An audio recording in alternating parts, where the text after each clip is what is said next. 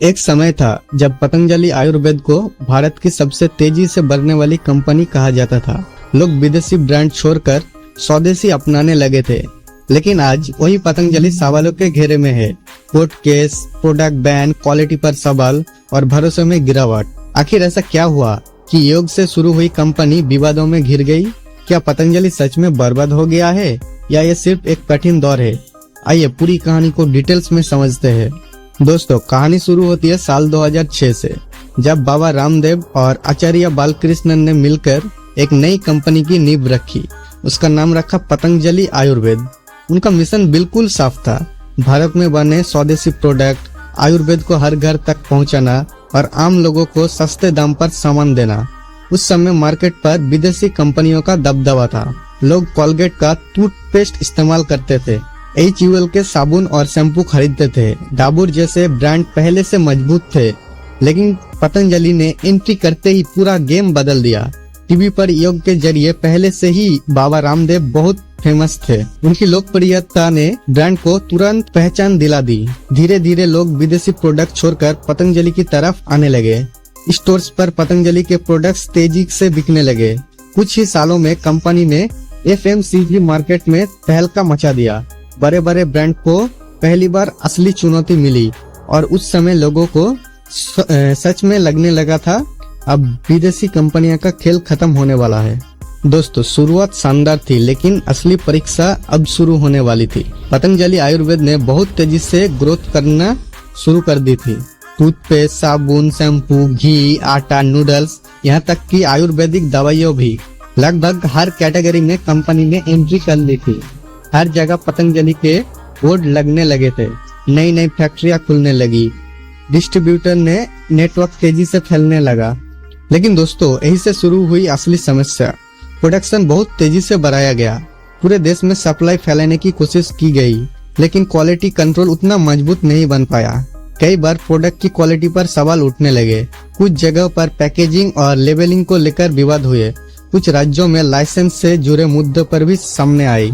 जहां शुरुआत में लोग आंख बंद करके भरोसा कर रहे थे, वही अब सवाल उठने लगे हैं। और जब कोई ब्रांड बहुत तेजी से ऊपर जाती है, तो एक छोटी सी गलती भी बड़ी खबर बन जाती है। क्या ये वही मोड़ था जहां से पतंजलि की मुश्किलों शुरू हुई? दोस्तों, हर तेजी से बढ़ने वाली कंपनी के सामने चुनौतियां आती है, लेकिन पतंजलि आयुर्वेद के लिए सबसे बड़ा झटका तब लगा जब उन पर आरोप लगे मिसलीडिंग एडवर्टाइजमेंट का। मामला इतना बढ़ गया था कि देश की सबसे बड़ी अदालत सुप्रीम कोर्ट ऑफ इंडिया ने भी कंपनी से सीधा सवाल पूछा। कुछ आयुर्वेदिक दवाइयों के दावे वैज्ञानिक रूप से साबित नहीं थे। विज्ञानों में आधुनिक चिकित्सा प्रणाली के खिलाफ लागत और भ्रामक टिप्पणियों की गई। कोर्ट ने कड़ी नाराजगी जताई। कंपनी से जवाब मांगा गया। मीडिया में लगातार खबरें चलने लगी। अब बात सिर्फ बिजनेस की नहीं थी, ये भरोसे की लड़ाई बन गई थी। जो ब्रांड स्वदेशी और भरोसे के नाम पर खड़ा हुआ था, उसकी अब भरोसे पर सवाल उठने लगे। और दोस्तों, बिजनेस में पैसा खोना एक बात है, लेकिन भरोसा खोना उससे कई ज्यादा बड़ा नुकसान होता है। यही से पतंजलि की इमेज की गहरा झटका लगा। दोस्तों, एक समय था जब पतंजलि आयुर्वेद का नाम ही विश्वास की पहचान थी। लोग बिना ज्यादा सोचे समझे प्रोडक्ट खरीद लेते थे, क्योंकि ब्रांड के पीछे था स्वदेशी का भाव, आयुर्वेद का दवा और भरोसे की छवि।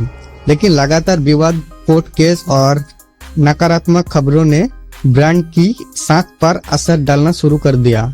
धीरे धीरे ग्राहकों के मन में सवाल उठने लगे, क्या सच में ये इतना ही असरदार है? क्या दावे सही है? और दोस्तों, आज का FMCG मार्केट बहुत ही कड़ा है। यहाँ मुकाबला सिर्फ एक दो कंपनी से नहीं, बल्कि दर्जनों बड़े और स्थापित ब्रांड से है। आज का कंज्यूमर सिर्फ स्वदेशी देखकर फैसला नहीं करता, वो देखता है प्रोडक्ट की क्वालिटी कैसी है, स्वाद और रिजल्ट कैसा है, ब्रांड कितना भरोसेमंद है। अगर इन तीन चीजों में कमी दिखी तो ग्राहक तुरंत दूसरा ऑप्शन चुन लेता है। यही वजह है कि पतंजलि की ब्रांड इमेज धीरे धीरे कमजोर पड़ने लगी, क्योंकि मार्केट में टिके रहने के लिए सिर्फ भावनाएं नहीं, लगातार भरोसा और परफॉर्मेंस भी जरूरी होती है। अब सबसे बड़ा सवाल, क्या पतंजलि आयुर्वेद पूरी तरह खत्म हो गई है? सीधा जवाब है नहीं। पतंजलि आज भी एक बड़ी और मजबूत कंपनी है। उसकी मार्केट में मौजूदगी अब भी है, लेकिन ये भी सच है कि उसकी छवि और ग्रोथ पर असर जरूर पड़ा है। दोस्तों, किसी भी कंपनी की सबसे बड़ी ताकत क्या होता है? उसका सबसे बड़ा ताकत होता है भरोसा। और जब भरोसे पर सवाल उठते हैं तो नुकसान सिर्फ पैसों का नहीं होता, बल्कि ब्रांड की इमेज का भी होता है। कंपनी चलती रहती है, लेकिन उसकी चमक पहले जैसी नहीं रहती। दोस्तों, इस पूरी कहानी से हमें एक बड़ी सीख मिलती है। तेजी से बढ़ना आसान है, लेकिन लंबे समय तक टिका रहना बहुत मुश्किल है। किसी भी ब्रांड को खड़ा करने में सालों की मेहनत लगती है, लेकिन उसे गिरने में सिर्फ कुछ दिन ही काफी होती है। सबसे बड़ी बात, किसी भी बिजनेस की असली पूंजी पैसा नहीं, भरोसा होता है।